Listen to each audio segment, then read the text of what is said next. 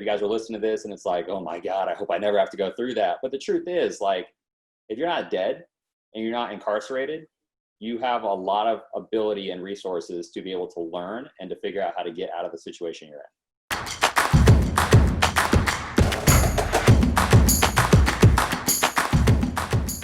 Hey, what's going on? It's Joel Irway here. Welcome to another very special episode of Experts Unleashed.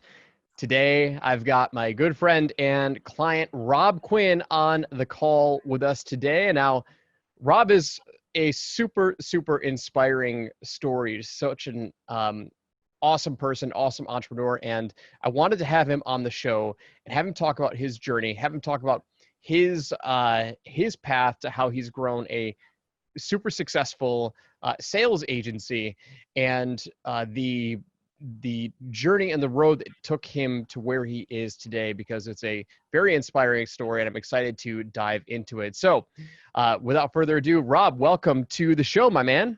Hey, thanks for having me on, Joel. Super humbled, man. Pretty excited. Why don't you give us a little bit of background? Tell my audience a little bit more about who you are, what's your, what you do currently, and then we'll jump into your backstory to start. Cool. Yeah. So as you guys already know, my name's Robb Quinn. Robb with 2 B's, in case you try to look me up. That actually has its own story behind it. I guess we can tell that the origin story. Okay. It's a fun one. I own a company called the Sales Agency. We focus specifically on sales development for coaches and consultants, so for agencies. And our one mission, our one task, all right, that we check off every day is to develop the world's most effective sales development agency for agencies. So that's our goal, that's our mission, and we run towards that every day. Launched in 2017. Pretty exciting stuff. Cool. So how did you get into this world of sales and developing the sales agency? I'm sure you didn't wake up one day and say, boom, this is what I want to do in my life, right? How'd you get here? Holy cow, man. I feel like in every great entrepreneur, there's some type of story that just really made them who they are. There's a study, and I know this is a slight off track thing here, but it kind of like relates to what I'm about to say. But there's a study done with like Ivy League colleges where 50% of Ivy League graduates end up in middle management. And they said it's because what got them there and their ability to learn and how they learn that allowed them to be great test takers and things like that actually stopped them from succeeding past major obstacles that are sporadically thrown in their path. So the way that they think and process information just stops. It just like disappears, which is really weird, right? So that brings us to what I've realized as we like bring on new talent to the team as well, is that some of the best talent that we experience, and the story I'm going to tell you here today, really comes from resilience and resourcefulness. So that's really what helped bring me up to where I am today. So I just thought that was pretty interesting when I read that the other day about that, Cool. But anyway, so yeah, a little bit of the story, it launched, I guess it really starts in 2000 and, well, I guess we'll go back a little further. Sales has been in my blood since high school. And it's funny, when I was a kid, my dad used to tell me, he's like, you're either going to be like, he's like, I don't know why you always have to be going back and forth with us. Like, and you're always trying to convince us of something else. Like, I just don't get it. Like, why can't you just accept what we're telling you as is? Like, we are the parents and blah, blah, blah. And it's funny because my parents were both top sales reps in what they did. They sold insurance for Progressive. So they would put this chore board up, and I didn't realize, I actually do it for my kids now, but I didn't realize how powerful it was. It was an incentive-based chore board. So they had all the chores written on the board, and it was my brother and I. So they said, here's what the chores are worth. You guys get to pick and choose who's going to do what. And there'd be some weeks where I didn't want to do anything. My brother did everything, and I wanted to go to the movies, and I had no money. And my brother had all the money. He did all the chores. So it was a pretty interesting concept. So I do that with my kids now. But I feel like that definitely played a role in how I started to develop the way my mindset started working. Then through high school, I just was a part of a couple clubs, which helped me with leadership, which I nowadays has helped me a lot in growing a company. But DECA was kind of where it started. That got me interested. And for those who don't know what DECA is, it's like a business marketing program in high school. So I joined that as a sophomore, and I was a president for our club our junior and senior year. And we started doing new things that I didn't know would be helpful for me down the road, but guerrilla marketing.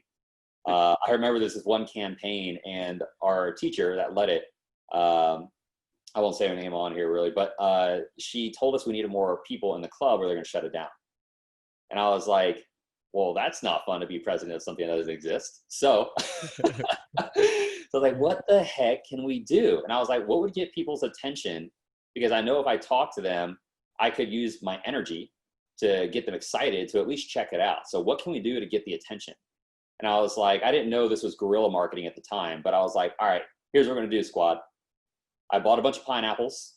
What we're going to do is we're going to cut them in half, and then we're going to carry them around the school. And they're like, why? And I was like, because when they stop and ask us about why we're carrying around pineapples, we're going to tell them it's because we have an initiative for this club called DECA. Are you familiar with it? And this segued us into explaining how marketing and business could create major impact for their future. So that's how we were able to like grow our club. How well did it work? Fairly well. We didn't need a bunch of people. It was less than 10, but we got a handful of people in, enough to be able to show people like, wow, they actually are doing something that is working, and, bringing people in. So they appreciated it. So they kept the club open. Very cool. So it's still open to today, and that teacher has sent multiple people to state.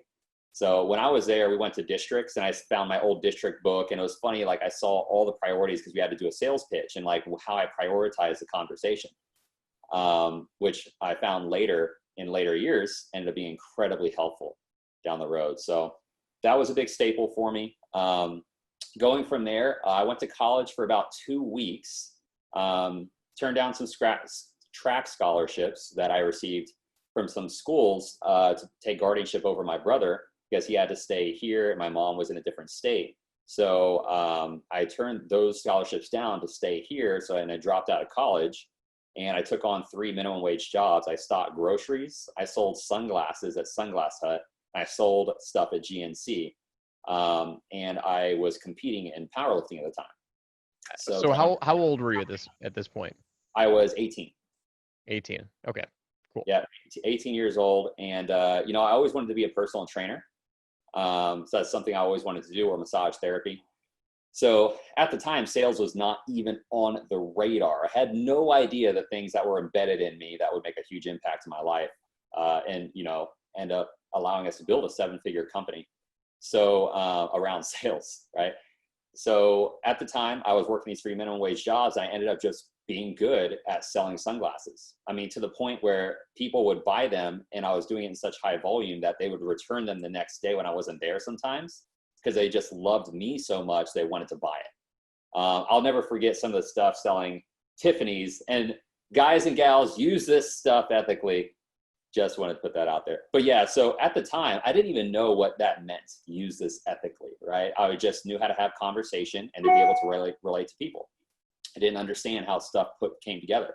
So I remember saying, to the females that came in to buy Tiffany's, I was like, a dog is a man's best friend, but what is a woman's best friend? I was like, pair of freaking Tiffany's. I was like, what do you think your friends are going to say when they see you in a pair of these? Are they going to say, ew, those are gross? Or are they going to say like, wow, I need a pair of those, and you're going to be envious amongst your friends group. So really, if you get this, just consider what's going to happen next. So anyway, let's try them on, see what you think. And then one thing led to another, and it was so funny how all of it transpired. I never understood what I was doing. I just did it. So, there's a lot of power in really understanding what you're doing and not knowing what you're doing. Mm-hmm. Right. So anyway, what ended up happening was, I really needed a gym membership, and I didn't have enough money to get a gym membership, and it's like $30. I had enough money to get food because I was competing. At the time, we were also on food stamps because, my minimum wage job, stocking groceries and selling stuff at Sunglass Hut and GNC, like commission's not very high and hourly is not very high. So you crush it there and you're still like making barely anything. So I'm on food stamps. We're in this apartment. I'm paying for the bills and whatnot. So it was a pretty intense time. And then I talked to the gym and I was like, yo, like I will clean the gym for free if you give me a free membership. And super great trade-off for them. So they saw me in there. They knew I wanted to be a personal trainer, but I wasn't certified. And so they saw me competing, and I went to Worlds when I was 19 years old, competing in powerlifting. It just came down to like technique, which I later found out discipline and technique can take you to a whole nother level. Never really understood the magnitude of that. But at the time, I was doing powerlifting and they saw me in there. They saw my work ethic and they're like, you literally live in here outside of your jobs. So I'll tell you what, we got people coming in early in the morning. They want personal trainer. Nobody wants to come in at 3 a.m. Do you want it? And they're like, you're going to have to sell it, but these people are asking questions. I was like, let's freaking go. I was amped. I was like, I'm 18 years old. I can wake up at 3 a.m. and work 3 jobs. How much would you charge for personal training at 3 a.m.? Yeah. So let's all keep in mind, I didn't understand sales at the time. Okay. And I also didn't understand how to understand my client, the people I was talking to. So little did I know, this guy was a multi-millionaire, owned a major metal sheeting company. And so he talked me down to $550 an hour, 5 days a week for a month. So after taxes, I was making like $3, I think. $3 an hour. $3 an hour to get there at 3 a.m. Brutal. Like, brutal. Oh my gosh. But at the time I was like, just give me a shot, Yep. So I took it.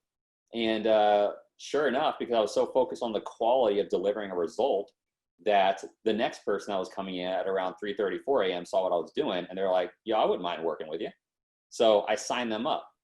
A little bit higher rate. It was like $7 an hour because I didn't really know my worth. Then they saw what I was doing. And people coming in at 6 o'clock were like, yo, like, we wouldn't mind doing this. And granted, my 3 minimum wage jobs, you guys are wondering, like, how do you have time for all this? My 3 minimum wage jobs didn't open up until 10 a.m. So like I was working from like 10 to 9. Well, by the time I closed, it was 10 to 10. So I had this huge window of opportunity in the early AM that nobody else was using. And I look back at it now, I'm like, how in the heck did I? I mean, like, when did you sleep? I mean, like this window of opportunity, that's what other people would use for sleep.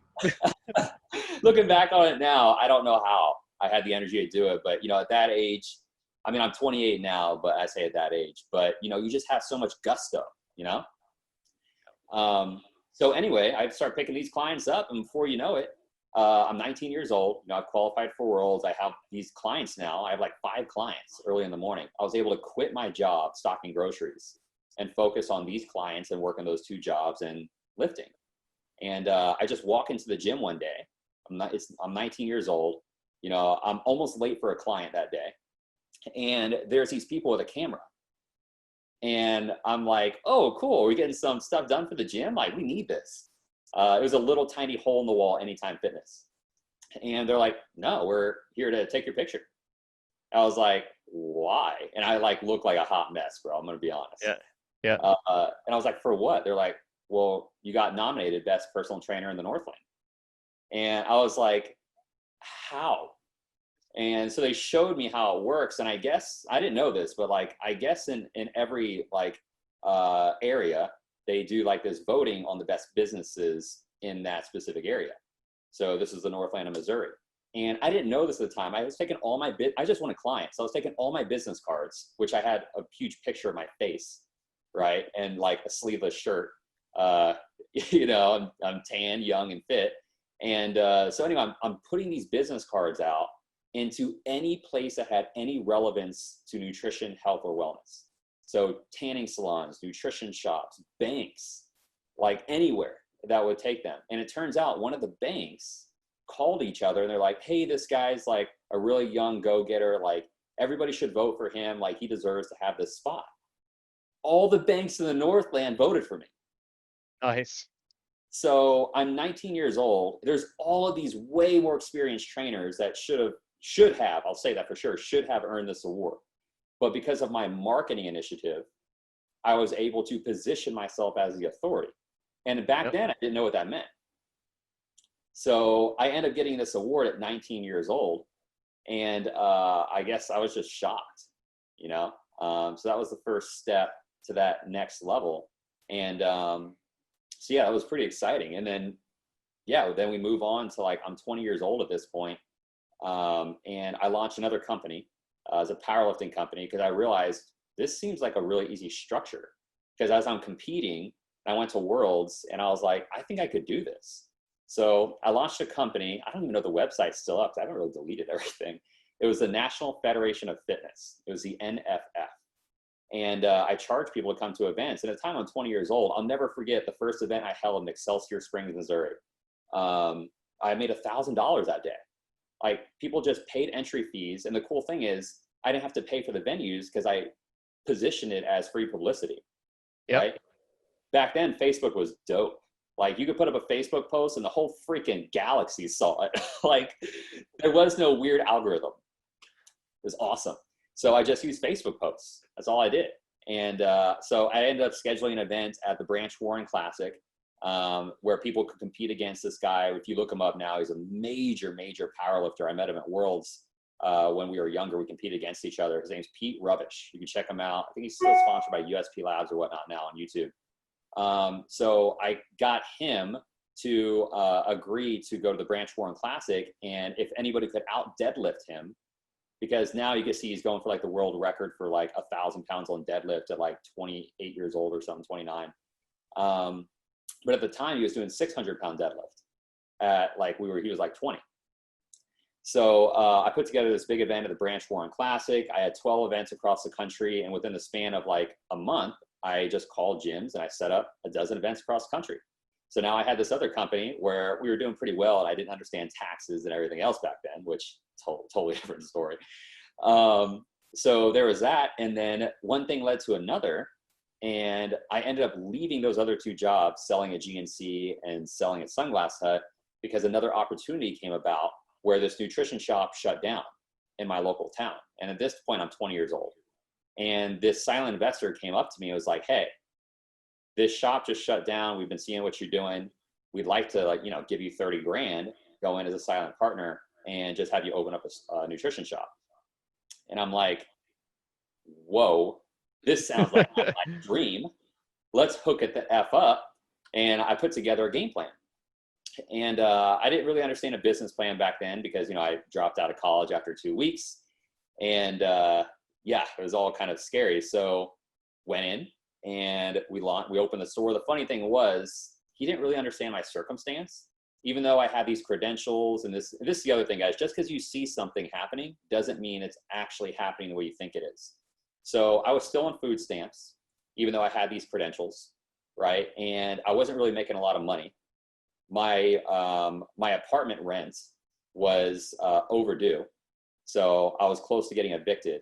And little did they know, some of that money, all the money I was going to make right away was going to have to go to getting me back to zero. So nobody knew that at the time, right? So I'm going through all this, and they had no idea I had no internet. They're like, we need you to put together this game plan. Like, show us the game plan, and we'd love to get you started and partner up with you. And of course, like any entrepreneur that just wants to go out and accomplish their dreams, I just said yes and figured the rest out. And so I was like, where the heck? I don't have a laptop. I don't have a computer. I don't have internet at my duplex, in this little town in Missouri. So I went to the library. Turns out the library is free, right? And they let you use the computer for 2 hours. So I went in there and I used the computer for 2 hours a day. I was sitting next to this guy who was also in there every day using the computer. So I got to know him, and I put together my game plan for the business. Put together everything I needed, how to get a business license, all that jazz, right? So anyway, long story short is I opened that store a few months later. And now I have the money. We have a major soft opening for the store before the grand opening. Were they giving you 30 grand up front, or was this like 30 grand a year salary? Like, what was this 30 grand? Yeah, great question. So this is where the more you learn in business, for everyone listening to this podcast, it's important to, if you're going to make a mistake, And if it's a $30,000 mistake, make sure you got $30,000 worth of lessons out of it. And so it turns out my silent partner at the time had actually made a deal with the landlord that I didn't know about. And we actually got that money as a debt we owed on top of our rent per square footage. So I didn't understand how this kind of stuff worked. And I just said yes to stuff because I was a go-getter. And I didn't ask questions. So I was like, let's roll. So this was a $30,000 loan that we had to pay back over the span of our lease with zero interest that was given to us based on a square footage, and also to match money that we supposedly already had, which we didn't. So I was working way from behind and I had no idea. I also didn't understand what it meant to order things in bulk for higher margins. I didn't even know what margins really meant. I didn't know how to hire the right people. So I was hiring the wrong people. I didn't know how to properly train to be able to work with people in the best way they work. I try to just basically work with them in the way that I know how to work, which is another huge mistake. So we had a ton of publicity. It was a bomb start, and I tanked it in 8 months. That's when I went through my first lawsuit. I was 20 years old, super scary stuff, but I learned a lot of lessons from it. And so I was able to take that and run with it. What was the lawsuit over? Was it over the overdue rent? Was it? We had to break the lease, 5-year lease, and then we had that $30,000 loan. So like, long story short, I wasn't held responsible for everything because I'm 20 years old and like I didn't know everything going on. But that's when I experienced what that process looks like. So now that kind of stuff could sound scary if you guys are listening to this and it's like, oh my God, I hope I never have to go through that. But the truth is, like, if you're not dead and you're not incarcerated, you have a lot of ability and resources to be able to learn and to figure out how to get out of the situation you're in. We have the internet. It's literally the world at our fingertips. Like, you have nothing to be scared about. That's my opinion. So we went from there and continued on. And because I lost that, and at the time my girlfriend's pregnant, right, with our first kid, and I'm 20 years old. So I'm having my first kid at 21. I'm like, what the heck am I gonna do? Like, I don't know. I don't have a degree. I failed one business, and because of that business failed, I was in there for so long, I had to cancel my powerlifting company. So that went under, and then the personal training business went under. So literally I tanked 3 businesses at the same time, which obviously, you know, looking back, I can see why that would be scary. I wouldn't want my business to tank now. But you learn from it, right? If you're gonna have a $30,000 mistake, make sure you have $30,000 of experiences from it, worth of experiences. Yep. So I was like, all right, so what's the next chance here? And I knew this guy at the gym I was working out at. He owned a company called Kirby. There's a Kirby distribution. If you guys don't know what that is, I don't know if they're around anymore, but they were a vacuum, very expensive vacuum. It's a $3,000 vacuum that we sell door to door. So I was like, he presented the option to me. He's like, hey man, I can tell you know sales. Would you want to be a recruiter for us to be able to bring people in and train these people to sell vacuums? And I was like, sure. Sounds like a walk in the park. Sounds like good money. Back then it was like 5 to 10 grand a month. And some of the other people, they called them DPSs, was the position. They were making like 20, 30, 40, 50 grand a month. I was like, this can't be real. And so I went in selling there. Vacuums. Selling vacuums. Door to door. Door to door. Yep. And that's what the recruiters were making. So month 1, I did okay. Made a few $1,000s. You know, at this point, you know, I'm about to be 21 years old. So, you know, it was a good amount of money at the time for me. So the company found out that I had never actually sold a Kirby. And so they demoted me the next month. And I'm like, are you kidding me? I don't want to sell these things door to door. And they're like, dude, just do it for a month. You'll do well. I know you will. And then we'll re-promote you. So at this point, it's December. It's freezing. I'm like, what the heck did I get myself into? You know, we have a kid, and it's like, this just doesn't seem realistic. And so I was like, all right, well, I know what I'm capable of. Let's just roll with it. I bet on myself. I'll keep betting on myself. And sure enough, in month 1 of selling, I sold 30 units for $90,000, and I hit President's Club. And I won. I beat everyone in the region. If anybody comes across any of my mini webinars, which the man Joel Urway showed us how to do, you'll notice that I have that picture in our mini webinar. And so people can see the poster that they hung up and the award from Kirby of hitting that. I shook hands with the VP, ended up on the front page of the magazine, all inclusive, like Your award. first month selling. First month selling it. Yeah. It was pretty intense. I'm not going to lie. It took a lot of hustle. Back then, hustle was everything. You know, there was no understanding how to control a conversation. So what did that produce in terms of commissions? $90,000 in sales for selling a vacuum that nobody expressed interest in. Yep, dude. This is a lot of money back then for me. $10,000 in commissions. Yeah, that's solid, man. Your first month selling, like that's legit. Dude, my family, first of all, I thought I was crazy. They still think I'm crazy. I don't even think they know what I really do. But yeah, I went in because they called it demoing the vacuum, right? So they're like, go demo it on your family, try to sell them. It was like a network marketing thing at first. And so I went in, I demoed it, my family didn't buy it. But they're like, we hope you do okay, sweetie. And they're like, are you okay, sweetie? Like, are you sure you want to do this? Are you sure you're okay? And I'm like, Mom, I'm going to crush this. I was like, would you have bought if you weren't my mom? She's like, well, probably not, because it's a really expensive vacuum. I was like, not helpful, but also let's roll. So that's how that started. So I was like, yo, this is super unethical, I feel like. And I definitely don't want to be knocking doors at like 30 degrees because it was December in Missouri. It's very cold. So I was like, all right, what's the next thing? And I'm like, just applying to anything because I had no college degree. So it's like not a lot of places without hustle will hire you. Hang on, how long did you last in the sales position? You crushed it on month one. Were you out month two? Yep. I was done. I was like, I don't want any part of this anymore. I didn't like it. Here's the thing, man. And I don't know if a lot of sales reps, sales pros can relate to this.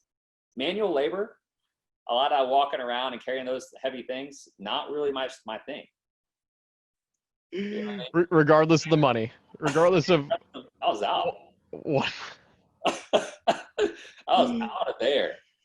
All right, so what's next? You're out of Kirby. Yeah, so this gym calls me back. And I was like, yo, I've been in the gym industry before. I was like, I could probably rock this. And the company was called Lifetime Fitness. And I didn't really understand what it was. You know, I just knew they were a big gym. I was super intimidated walking in because it turns out they're the largest health club in the world. And I was like, this place looks like a freaking resort. So I walk in there and I tell them, you know, I used to work for this Anytime Fitness company, did pretty well, got some credentials, selling personal training and whatever. Sold Kirby vacuums, you know, $3,000 door to door, did pretty well, actually earned a president's club in that. And they're like, oh, cool, you're a hustler. And I was like, yeah, I'll do whatever it takes to win. And they're like, you know what, we're gonna start you today or not, because back then they would send people certification. So they flew you to Minnesota, you had to take a bunch of tests for a week. And I kid you not, if you failed one of those tests, they would legit fly you back home same day. And you wouldn't get a chance to work for the company again. It was intense. Like they taught me a lot of the stuff that, you know, is the core in me. So anyway, they're like, you know what, we're not going to send you certification right away. We're going to let you sell right away, which is super unheard of for the company, especially back then. So month one, I came in and ranked 5th out of, there was like 30 some odd sales reps in our region. And I had no book of business and we called it ripping deals, but sold 75, what they called boats, memberships, sold 75 boats in 1 month, in my first month in January. And that's when they knew like, this kid's on to something. So then a couple months went by, I kept doing between I'll pause you real quick. Yeah. All right. So I want to get some context here. So you sold 75. What was the commission on those 75 Lifetime Fitness? It was between $5,000 and $6,000, like range. Okay. But it's all inbound. You're not hustling. You're not going knocking on doors. So I'm not knocking on doors, but it wasn't all inbound traffic. And the reason why, and they've corrected this, they've switched up their model. But back then, it was all about becoming a complete player. So people would start putting inside of the CRM that they were self-generating leads that they weren't. So basically what that told the marketing companies, we could cut back on marketing and profit more because they're self-generating. But really they were taking those inbound leads, putting them in as self-generated, So that started to screw us a little bit. We weren't getting as much inbound traffic because the marketing company thought they didn't need to pump money into that club. So a lot of it was generated. So we still had to we had to, what they called create door traffic. Manufacture revenue is what they call it. So it was technically not going door to door, but we were still having to hustle. So what did that look like? Just give us an example of what manufacturing traffic looks like in the gym space. Woo, yeah. Ooh, you guys are about to get some good stuff here. So basically what that would look like is the whole goal was to turn 1 into 2 into 3 into 4. And the mistake people make when they sell low ticket stuff, especially in a retail environment like that, is that they try to sell the first person and they try to make that their primary objective. That's the mistake. So what we did is we wanted to become the world's greatest inviter. And we played a friend game, a pass game. So essentially you come in and I'll tell you what, I'll let you try it out for a couple of weeks, which we don't normally do, but you can bring in a few friends with you. That's the trade-off. And they'd be like, wait, what? So you're gonna let me do something that isn't necessarily allowed and we get to bring in exchange for our friends coming in to do it with us? I was like, yeah, between you and me. And they'd be like, duh, yeah, what? Sure. And so I played the pass game. I was more focused on selling their friends because they would join as a byproduct because people work out where their friends work out. Yep. So what I did is I created a spider web of business. So this is something that we also apply in my company, the sales agency as well, doing an end of month strategy, which we might get into later. But in this specific space, when somebody came in, I collected what I called VIPs and they were referrals. So what I would do is in the office, we would call those VIPs with that person. That was a part of the contingency of this offer, right? So the best time to make a sale is when you made a sale. People think a sale is a transaction of currency, but it's a transaction period. And this transaction was in exchange for the free access. I wanted them to bring their friends in. That was my transaction. So we would put these people on speakerphone and I would invite all of them in and confirm their time that they were coming in, preferably during this first workout session that their friend's doing. So they could all meet up and talk about it and possibly join same day and create 1, 2, 3 memberships at a time. So, because at Lifetime, if you sign up a family of 5, that counts the same amount of units as like a single membership. So a family of 5 was the same as a single membership. So that was still 1 unit each. Yep. But you want to sell families because there's more revenue. Yep. So anyway, that was my goal here. I wanted to create a pass game and I would create so many referrals that I would have a mid-month closeout and an end-of-month closeout. And the 15th of the month and the 30th of the month, nothing else existed. There was no 16th of the month. But once the 16th of the month hit, our goal was to be able to pull in all the low-hanging fruit from rollover. And then we go back in. And once the 30th of the month was here, there was no first of the month. The world ends today. Like that was the mentality that we rolled with. So it allowed us to be able to push this urgency onto our leads to be able to incentivize them and to feel what we're feeling to get started today. So as an example of this, our team in the sales agency pulled this off last month. We did 106 grand. And one of the deals, our prospect felt the urgency to such an extreme that they're like, you know what, I'm not going to do a payment plan. I want to help you guys hit this goal. Like I got a couple other cards here. We'll use these other cards since I have a limit on this card and we'll put the rest of the money on these other 2 cards. And like, that's the extreme that we're able to project that type of urgency and emotion onto our prospects. So they just wanted to help you out and hit your own revenue goals. So they did everything in their power to pay in full. Exactly. So it sounds insane, right? If you're listening to this, guys, and gals, you're probably thinking to yourself like, not real. But here's the thing. People don't play the game for them. Sometimes they do. People don't play the game for you. Sometimes they do. But everybody plays for a bigger vision. Everybody. That's the reason why people follow religion. That's the reason why people follow certain people in politics. That's why people follow all these extreme things, right? Because it's a much bigger vision than ourselves. And people are willing to commit their time, energy, and resources into something bigger than them, into something bigger than you. So that's what we created. Interesting. Powerful stuff. Okay, so how long were you at Lifetime Fitness for?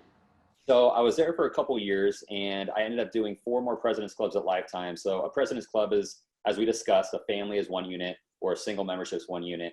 I did 100 plus units in a single month, 4 times, 3 times in a row, and 1 of them in a separate month. And I did that my first year. So after I figured out this whole formula, it was game over. There was no stopping me. And then I found out how to use the club as well. So one of the things we would do is we would go to every department, and we do this now on our team. Maybe we'll get into that later.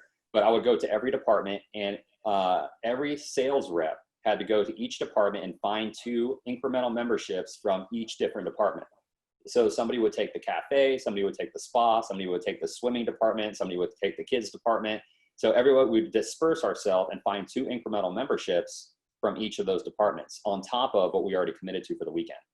This is how we're able to break records controllably over a specific amount of time. We had a strategy. A lot of people think that you jump on a sales call, and if you want to be great at sales, that you close deals more often. But that's such a minuscule part of the sales process. It doesn't have any sales strategy that has technique. Sales strategy is what I'm describing here.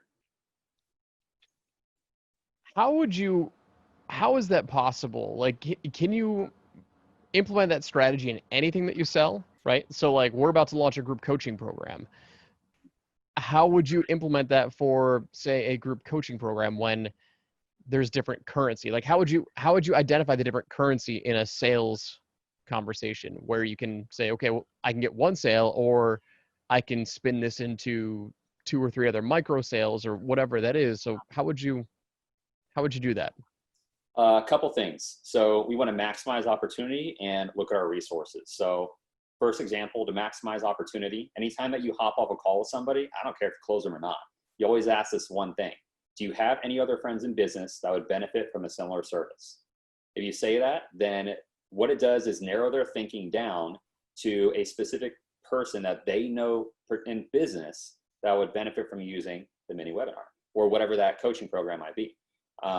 So that's how you would be able to maximize every person and turn 1 into 2 into 3. In order to maximize your resources, we do something called a hot list. We only use this hot list when we need to cross a goal. So for us, where we're at right now in growth, we want to do 50 to 100% growth month over month. So if we're at that 50% marker, we don't leverage what I'm about to tell you. Okay, we save this for when we're close to missing the 50% growth. And the way it works is we create a list of 10 people. Everybody has a different list, and this is called our hot list. These are people that have bought from you, that you have a close relationship with, that you could lean on to be able to get a sale within the next 3 days. And they make you a connection, either via email, via Facebook Messenger, whatever, and you're able to close them by pushing the urgency and because you have that referral. So you use this hot list to basically guarantee a sale, to hit that revenue marker. So that's another sales strategy. Cool. So you're using both of those strategies like in combination when you need to hit a certain milestone. Well, we always do the referral one at the beginning. Do you have any friends in business? How often does that convert? Right. So like out of 10 people, when you ask that question, how often does that like actually lead to a referral lead? Not necessarily a customer, but like a referral lead. Yep. So we actually track this. It's a metric that's required in our company. We have referral quotas. And the reason why is because it's not a matter of how many does it bring in. I'll tell you our quota and whatnot here in a second. It's 0.75, but it's not necessarily a matter of how many it brings in. It's more so a matter of, is it more than 0? Because the thing is, a company that's doing 100, 300, $1 million a month or $1 million a month, it's like 1 degree of change can create tens of thousands of dollars in revenue. Yep. So in that particular scenario, if you're generating, let's say you're connecting with 500 leads a month or 500 calls a month, and of those, or just use a round number, 100 calls. If you're connecting with 100 calls a month and you're only generating, let's say you fall short and only do 0.25 referral count on those connected calls, right? That means you have an extra 25 leads. If you're closing at 20%, you just closed an additional 5 deals a month. 5 deals a month at, let's say, $10,000, you just added an extra $50,000 at 0 ad costs. Mm-hmm. So you're like choosing not to do this is giving yourself permission to say an extra $50,000 a month wouldn't actually help me. Got it. All right. So You're at Lifetime Fitness for what, a year? Did I understand that correctly? A year and a half-ish. Yeah. Year and a half? 2 years. To be honest, because there's a saying that people don't leave because of the company, they leave because of management. They wouldn't promote me. And I was crushing. They just wouldn't let me reach the next level. I gave them ultimatums and they didn't adhere to my ultimatum. So a company came in, and this is where things changed in my life, is where I started to prioritize client support. So I almost got fired from Lifetime because I followed something a manager said to do that was kind of in the gray. It led to me absolutely dominating December. I did 125 units, 125 memberships sold. Pretty killer month. Just shattered. Like there were 600 reps in the company. I was top 10, but it was in the gray. They didn't approve of it, like the higher ups. So they were going to let me go. So I had to do something so extravagant that it would be impossible to let me go. So I was like, what would that look like? And so I said to myself, what could I be that nobody else is? And I wanted to lead in retention and lead in acquisition in the very same month. So I wanted to beat because it was a separate department for acquisition. They were called DOD, Department of Defense. It was really funny, but that's what they called them. So totally separate department that handled it, because you don't really want your sales reps to be dealing with complaints because it messes with their headspace. So they had a totally separate department for that, which we have a totally separate department in the sales agency. And but I was like, you know what? I'll just beat them and I'll beat the acquisition team. I'll just beat both in the same month. So I requested that the DOD team send me all the complaints. And I told them, like, I don't need any extra door traffic for acquisition. So what I did is I started doing something I refer to as a pick six, and started turning cancellations into new acquisition. So this is when I started to realize that client support is actually just another form of sales, which I will later find out over the next 4 years when I built a $1 million company, that client support is going to be what gets me there, which we'll talk about down the road here as we get to that point. So anyway, as I'm doing this, I did it. And in that January, following the month of December, so they're trying to find out, do they fire me? And then I set this new record. And this is also in my webinar, by the way. So of course, kept everything. So this shows me leading in retention and acquisition, and that it is possible when you have a true system and you know how to deal with clients. So anyway, this still didn't get me promoted. And I was like, you know what? I'm sick of it, guys. I bled this company, right? I don't have weekends off, hardly ever, because I just want to win.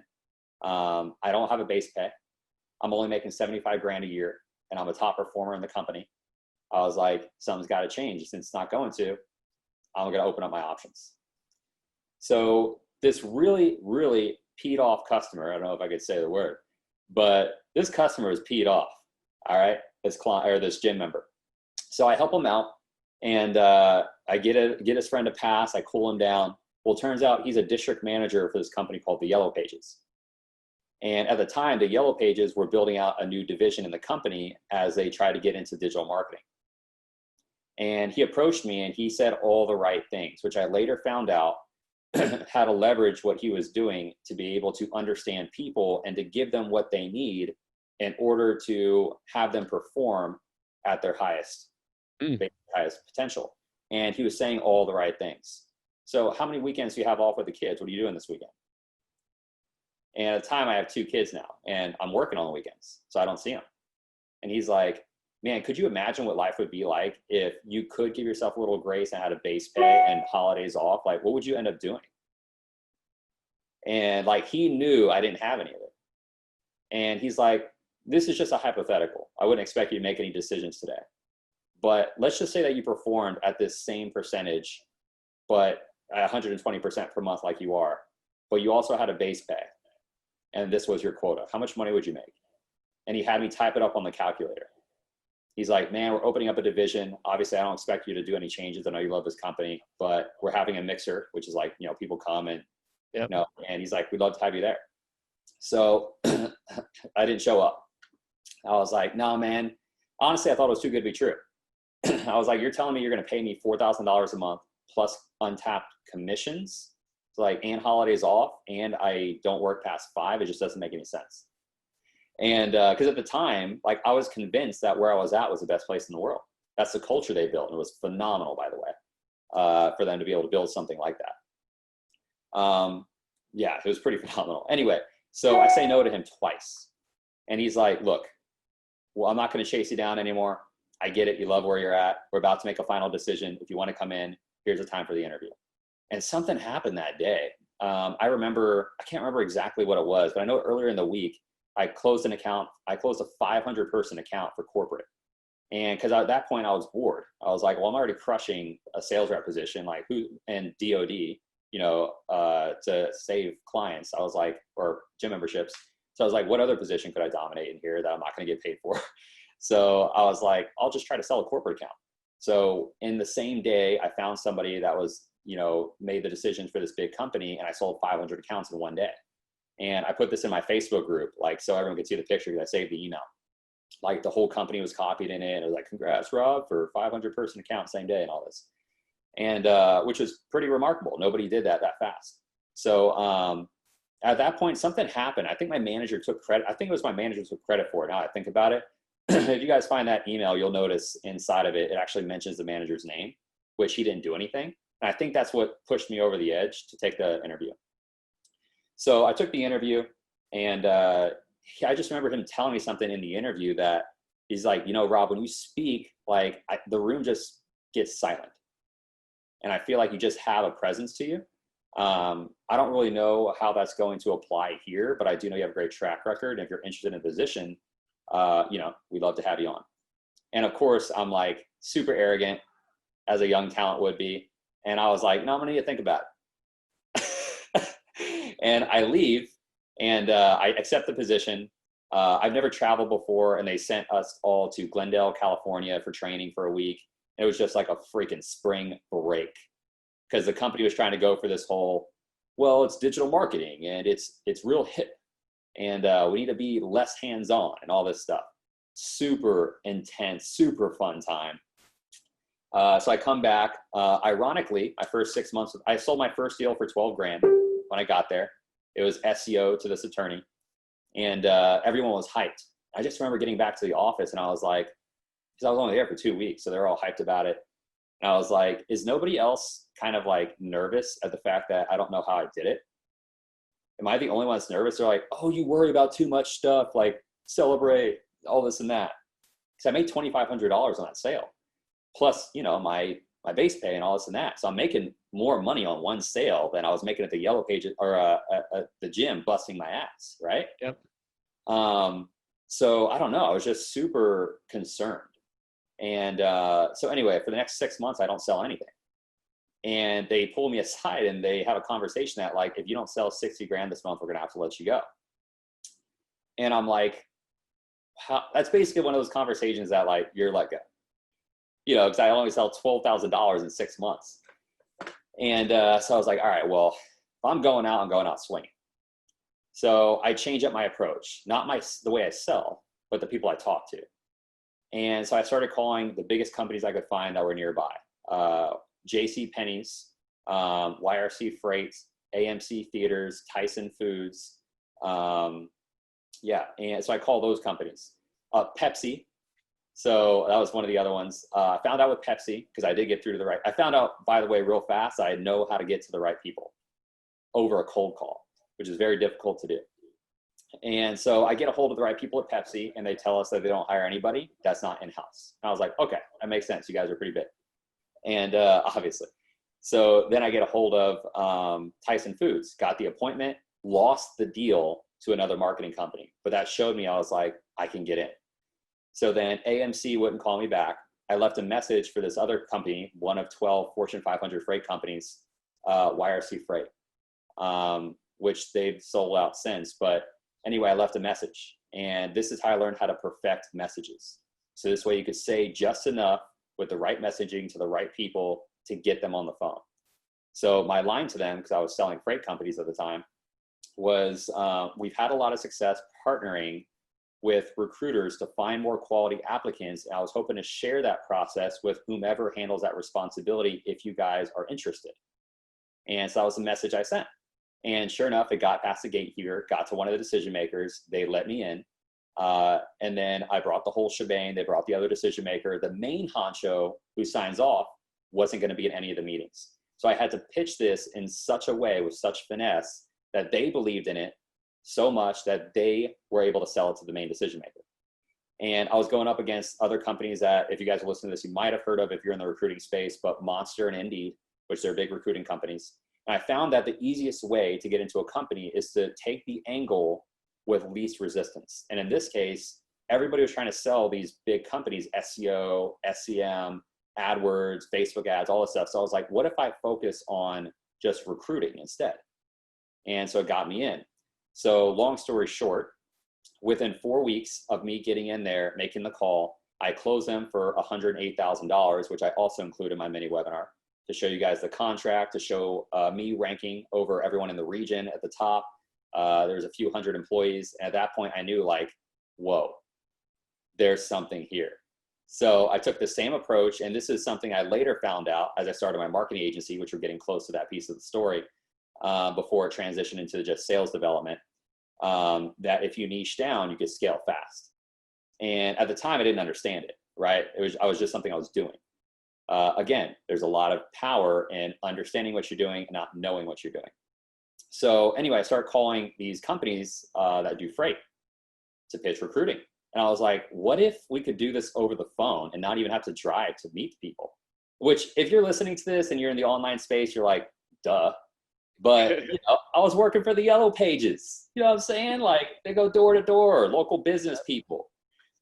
So I'm like, let's just try something out. So I call this other company. They do $500 million a year, $500 million a year, real good sized company. Not like Yellow Freight was, YRC Freight. They were doing a few billion a year. But I was like, you know what? This is a good sized company. So same presentation, got the right people on the phone. Within 2 weeks, closed it for $5,000 a month.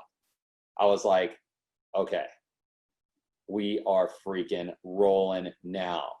So as I keep going here, my story takes a really, really drastic turn. Some stuff went down. I get arrested. I'm in jail for 3 days, and I'm facing 5 years. And I'm like, okay, so what happened? Do you want to talk about it? It was pretty intense. Not so much the case itself. It was one of those things, bad place, wrong time. And things it was one of those things that, like, if it was evaluated logically amongst people, then it'd be fine. But unfortunately, when the law gets involved, that's not how it works.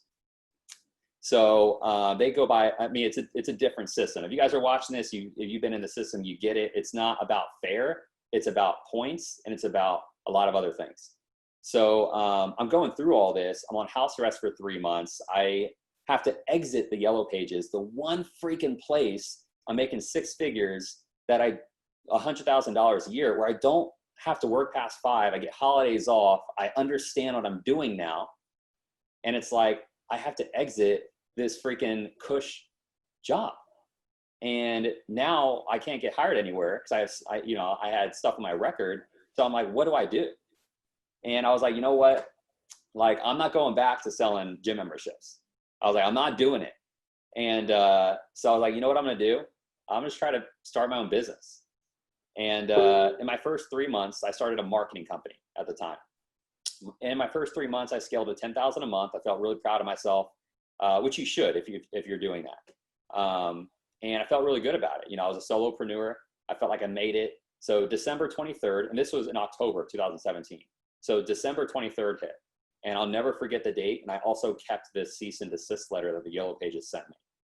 And they said, you need to stop what you're doing. Because I had a few clients come over, and they're like, stop what you're doing or we're going to sue you. And I'm like, yo, I've already been through one lawsuit. I've already been through the court system. I'm not trying to get sued by the Yellow Pages too. And so I was like, all right, well, I guess I'll just start over.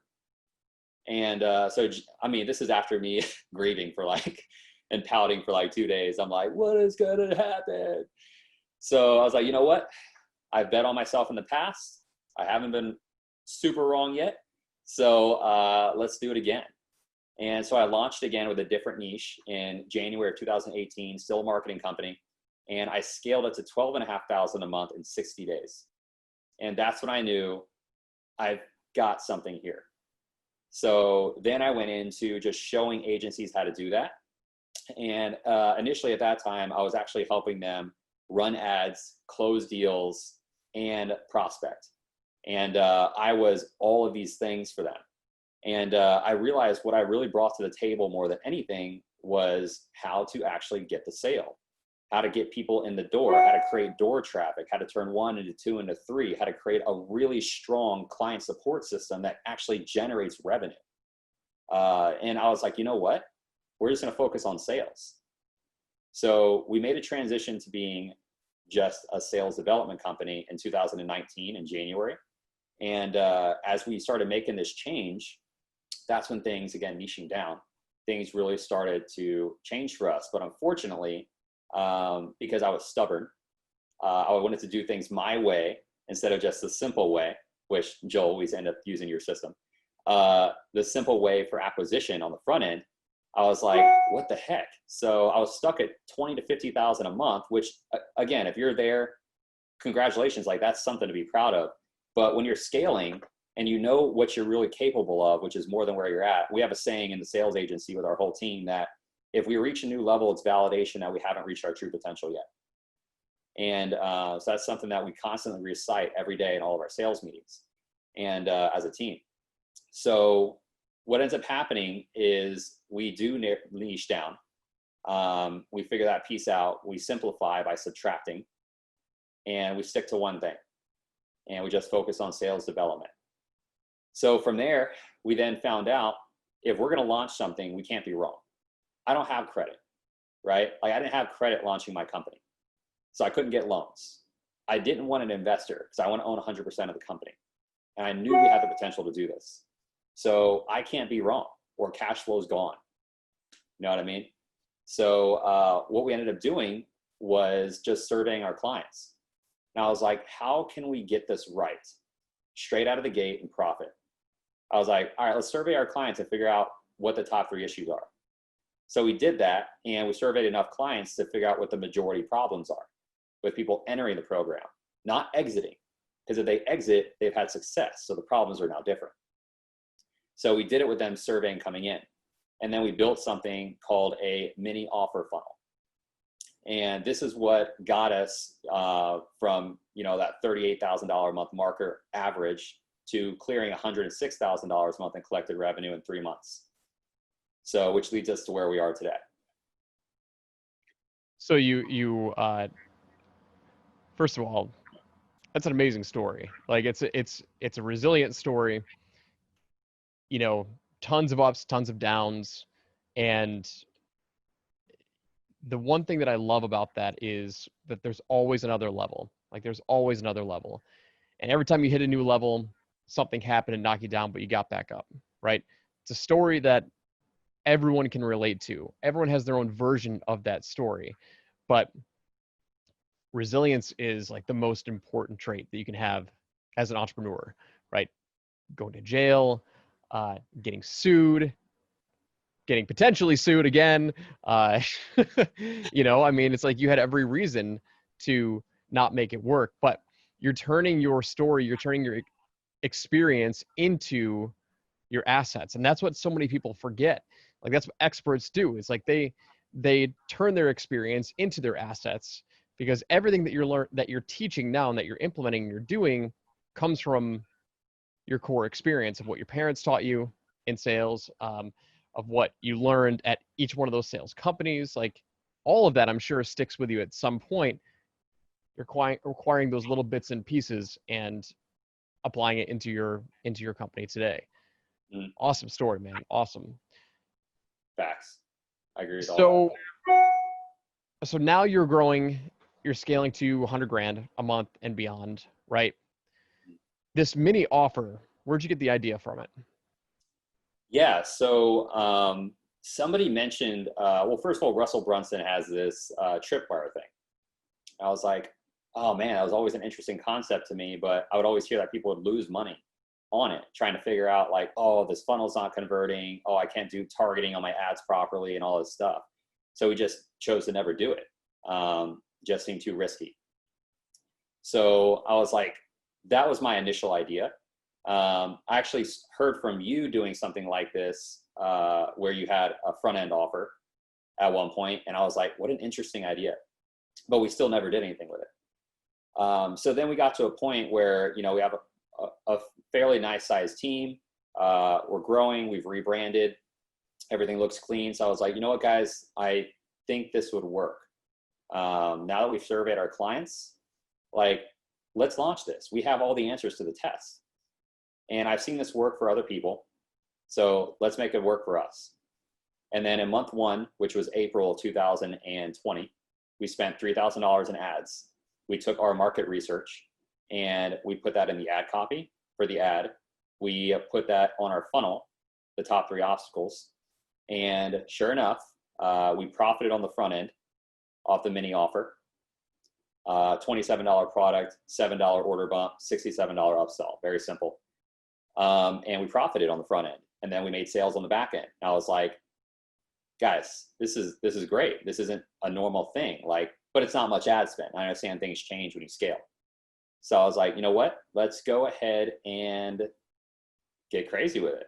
So we spent $12,000 in ads in May, 12,500 in ads in May, and we mitigated 55% of our spend on the front end, which means that if you guys are newer to this and what that means, we made back 55% of revenue on the $12,500 in ad spend from just the mini offer. And then we profited on the back end with our high ticket sales. So then I was like, yo, this is pretty good. I was like, let's just try it again.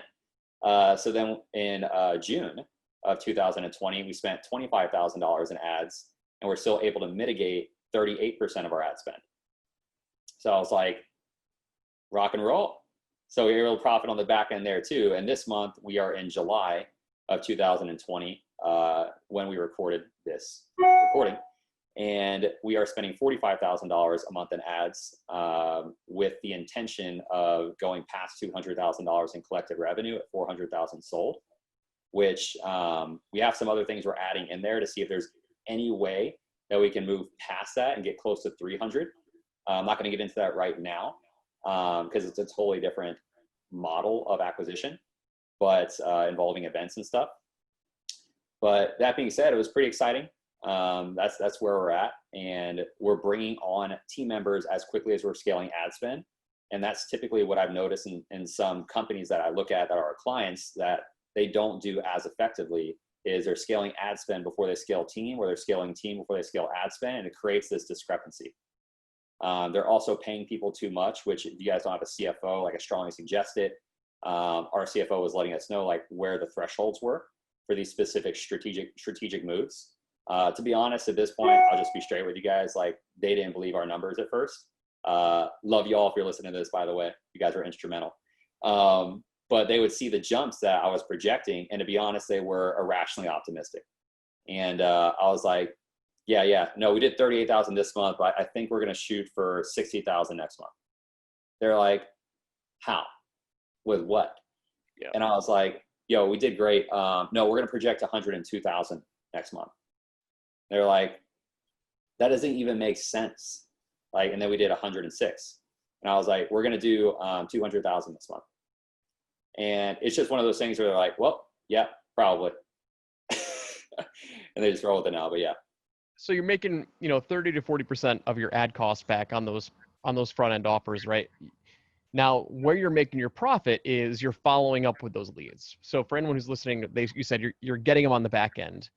So your whole sales process now is really, you're calling these customers who purchased your front end product and inviting them into your higher end back end offers. Is that correct?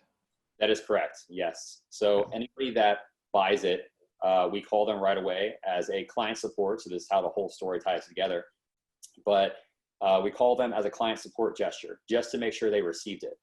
And then we transition that into booking them on a sales call. So what do those numbers look like? Meaning, like, we talked before, I think you mentioned 9% of your customers buying the front end end up buying again on buying your higher end program, correct? 9% of total leads as of 2 months ago was buying our high ticket offer. So 9% of total leads. We have the funnel to where we've broken down how many we book. At the time, it was 50%. And I have to see the close rate on that. But I didn't look at that funnel before we hopped on this call. We segment the traffic through our CRM. So I probably could have done that prior to this call, would have been helpful. But a couple months ago, it was 9% on total leads were sold on the back end. Yeah, that's amazing, man. So do you think that can be optimized? Like, do you think you're pretty well optimized on that number? Do you think there's any more to squeeze out of that? Like, as a sales guy, what do you see as the potential? Always room for growth. We say it every day. If we did it, it's validation that we haven't hit our max potential yet. So every day we have conversations around this. We do sales meetings 5 days a week, Monday through Friday, 9 a.m. And we go through what isn't working. We're constantly looking for gaps. What has really helped us as a company is that we normalize fast. So I remember when we hit $100,000 in total sold revenue, 60,000 collected, the team was pumped. And then the next month we hit $100,000 and collected $180,000 sold. The team was pumped, but we already did it. So now we're on to the next thing. We need 200,000 sold, or 200,000 collected, 400 sold. So when we look at these numbers, we're definitely looking at all the nuts and bolts in between. So what's the conversation look like when we're getting them on a sales call? What do our sales calls look like?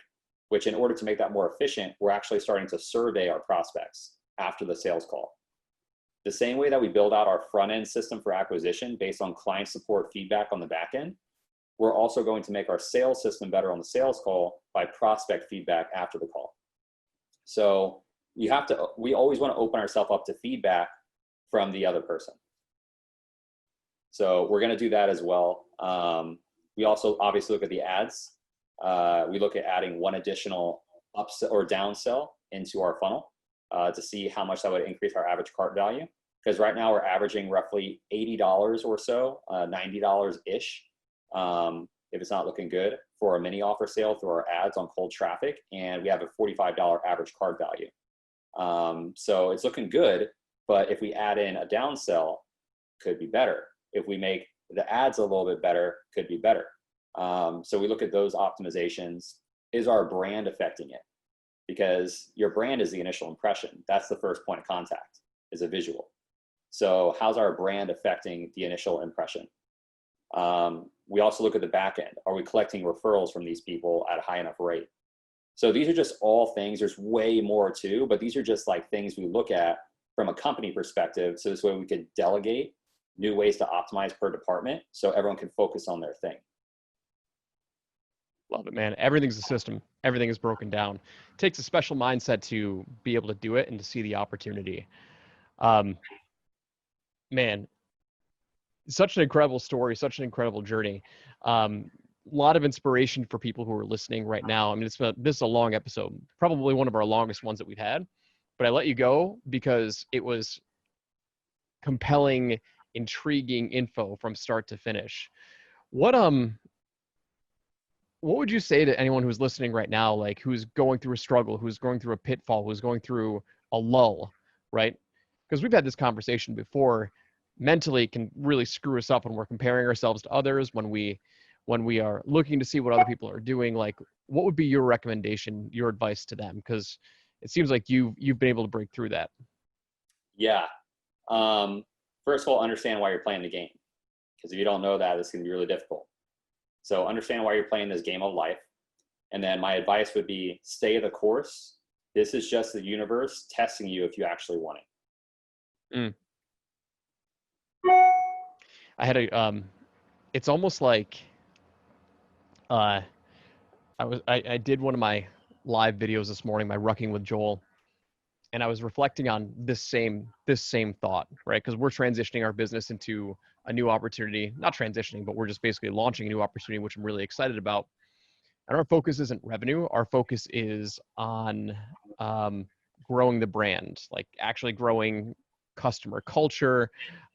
It's something I've been obsessed with over the past 3 weeks. And I liken it to sports, the progression of somebody playing a sport. It's like when you first get started in playing a sport, it's almost like you're going to training camp, right? Or you're in Pee Wee League. You're just getting started, trying to figure out if you like the sport, if you like the people that you're playing with, if you like the atmosphere. You go from Pee Wee to then like training camp. then training camp to tryouts, then tryouts to the JV team, then the JV team to the varsity team. Then from varsity, you go maybe as an all-star. Then from all-star, you're the MVP. And it's like every single stage there is pushing you to a new limit. It's not necessarily just getting better. It's understanding that to get to the next level, your environment changes, your mindset changes, and the atmosphere changes. Meaning, like, you have to understand each stage and figure out which stage are you comfortable at, because not everybody wants to be MVP, which is the top level. Some people might be comfortable at the JV level, living a decent lifestyle or whatever it is. And I don't know, for me, it sounds like you're going through a similar journey of just understanding what level you want to play at and never being satisfied and always striving for more. Yeah, I would definitely say, to your point, you go through seasons. And I would definitely say the season I'm going through right now would be I've prioritized decision-making, how to be a more effective decision maker. And I have this newfound value on foresight and understanding that a coaching program or a mentor isn't necessarily about the feedback or the technique. It's more so about the foresight. And I say that because, our whole another motto that we have at the sales agency is teach people how to think, challenge their growth, and embody the advice. And when it comes down to, there's a teacher, there's coaches, and there's mentors. A teacher would be like your course where it tells you what to do. A coach gives you feedback on what you're doing, and a mentor actually gives you advice and foresight on what's going to happen next. And the truth is, the question isn't how much are you willing to pay for this program. It's more so a matter of how much would you pay to be able to tell the future based on every decision you make. If you could tell the future, how much would you pay for that? Because that's actually what you're buying into. And so I have this newfound value on foresight. So with every new level, there's a new devil, and you have to be able to change your focus. Every new level, there's a new devil. Yeah. How many of these Robbisms you got tucked away in there? A walking parable, man. I'm a walking parable. Robb, man, it's been a pleasure. We've run out of time. Where can people connect with you? Where can people follow you, your company, what you're doing? Yep. So we put a bunch of free sales training on YouTube. You just look my name up, Robb Quinn, ROBB, and then QUINN.